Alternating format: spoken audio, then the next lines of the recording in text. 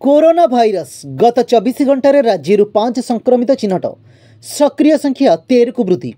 राज्य में भय बढ़ाऊँ कोरोना भाइरस।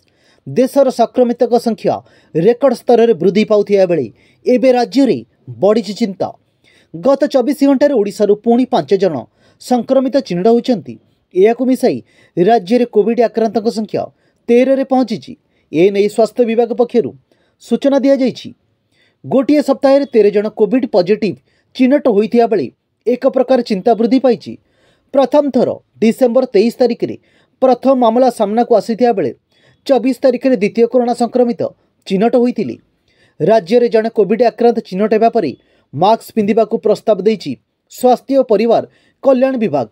वयस्क और बहुविधि रोग में पीड़ित को बाहर को गले मास्क पिंधा परामर्श देती राज्य स्वास्थ्य विभाग।